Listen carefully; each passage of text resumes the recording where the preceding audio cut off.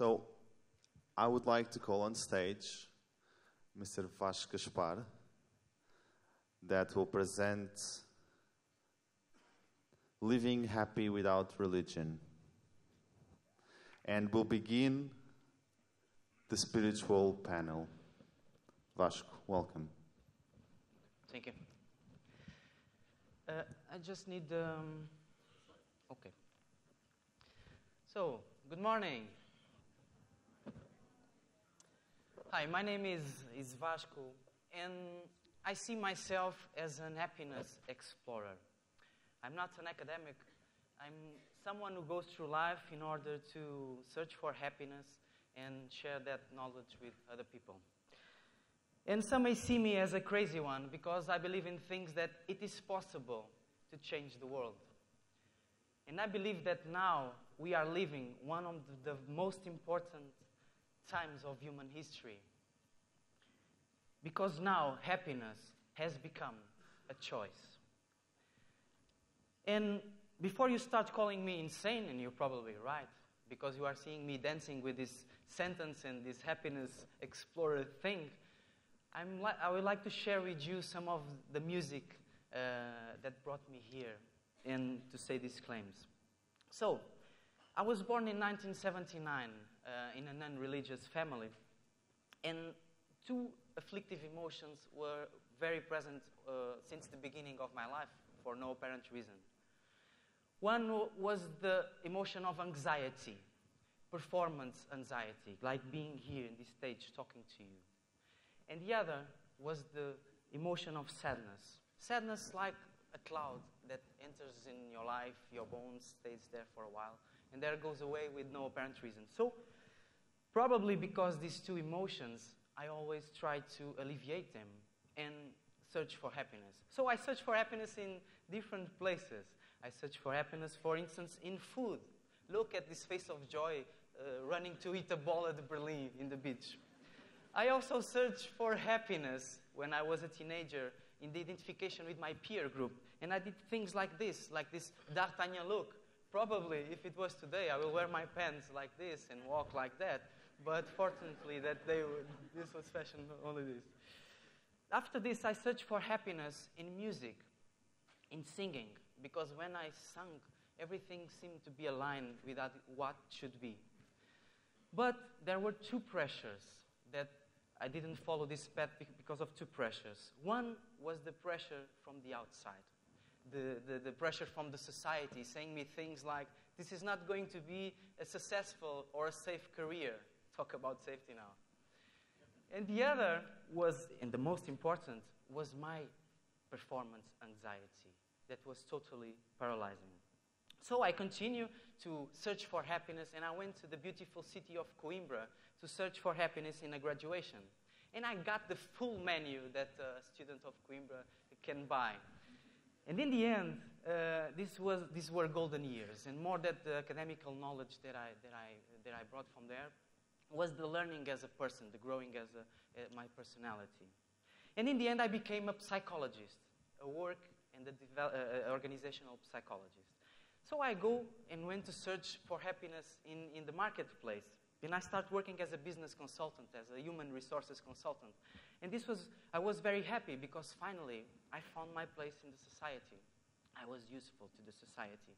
But after some years, some also golden years, I realized, looking back, that I was becoming comfortably numb. Not only because I was not expressing my full potential, but mainly because I was looking for happiness in things like what my money could buy, in things like status. And like someone said someday, status is buying things that you don't need with money that you don't have to show to people that you don't like the person you are not. So, one day, I was on vacation. My girlfriend was working that day. I was alone. And I was a very rational person. But that day, I decided to follow my intuition. And my intuition led me to buy this magazine. And this magazine was, from the beginning to the end, all about happiness, the theme of happiness. And for the first time, I realized that happiness had become an object of scientific study. And this totally resonated inside of me. So I started searching for happiness, and I read more than 100 books. I read things from positive psychology, neurosciences, philosophy, interpersonal neurobiology, everything that I could grab about happiness, well-being. And in the end, after reading more than 100 books and taking these notes, do you know what? I was even worse. I was even unhappier. And then, remember Morpheus from the film Matrix? He came and rescued me and slapped me in the face with this sentence. Neo, there's a difference between knowing the path and walking the path. So, I made a conscious decision of walking the path. It's a short path, 3 years more or less, that I've been walking in a conscious way this path for happiness, applying this knowledge from science in my life. In this, of course, I have to make some difficult decisions like quitting my job and embrace the uncertainty, embrace the unknown. So I'm going to share now some of the things that I've been collecting along the way with you. If you want to use it, you are free to use it, about happiness and the things that I've discovered. And the first thing is that happiness is much more than just feeling okay and just feeling positive emotions. It's more than this. It's a global concept. It's an integral concept. It's more about the sense of fulfillment, of serenity, of plenitude. Of course, positive emotions are okay, but it's more than this. It's peace of mind. So I think that to achieve this fulfillment, we have to address, to nurture different dimensions of our bodies, of our persons. The first one is the physical dimension, with things like nutrition, with things like exercise, with things like breathing. Breathing is very important. Then we have a mental dimension, with things we can nurture, like achieving new knowledge, facing our fears, avoiding most of the toxic garbage of the mass media. Not all mass media, but the main mass media. Then we have a social emotional dimension. And here I'm not talking only about good emotions with others and avoiding the relations with toxic people, but also the relation we have with ourselves. Accepting and nurturing and chasing not only the good emotions like joy and excitement, but also accepting the negative ones, like anxiety and sadness. They are a product of the evolution. They are here to protect us. And then I think there exists a spiritual dimension. And I'm not speaking about religion. I have nothing against religion, totally respect religion. I just can't feel any kind of resonance with their symbols, with their cultures, with their dogmas. So, but I believe that spiritual is much more than this. I believe that spirituality is about living by our values, living by who we are, by flourishing, by expressing our potential, and being true to our hearts, to who we are in the reality. So, I'm going only to address to this part of well-being, of happiness, because I'm speaking in a panel about spirituality. So I'm going to share with you 3 things I found very, at least for me, very important in nurturing this spiritual part of me.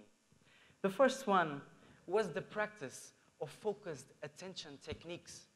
I'm speaking about things like mindfulness, like meditation, like yoga, like Tai Chi. Science, neurosciences, have been discovering that these kinds of activities are very, very useful to us.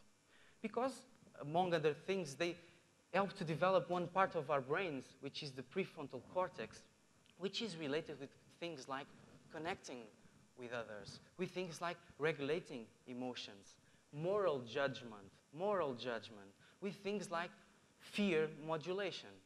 I still fear my performance anxiety. I'm feeling it right now. But now I can modulate it. Okay, I see it. You are here to protect me. You are here, okay, hello, how are you? But I think most important about these kinds of techniques, that you begin to look inside. You begin to know yourself a little better.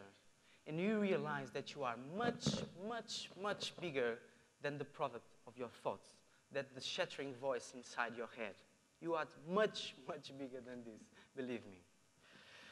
In mindfulness, for instance, which originated in the Buddhism, It's now a total secular practice being used in hospitals, in schools, in companies with astonishing results. So I think this is a practice that is very useful. So after you know yourself and look inside yourself, I think we can do a second pointer, second practice. It's following the things that really inspire you.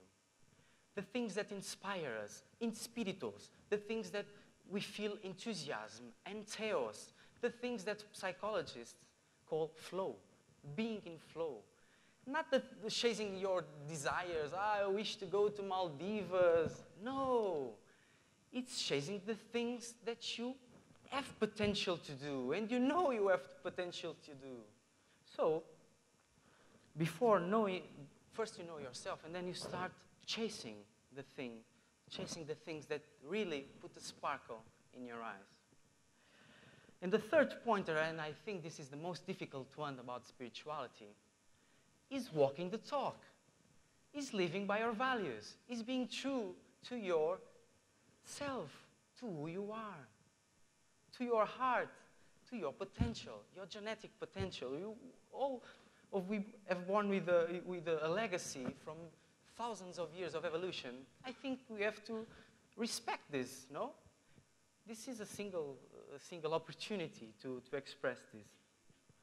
And about spirituality in going after the things that we believe, because this part is very difficult, because you are going to face not only the pressures from the outside, from the society, but mainly your inner dragons, your fears, the things that, it's mainly a walk, a solitude walk, because at least at the beginning, you will feel lonely. You feel that you are going to chase the unknown, to embrace the unknown.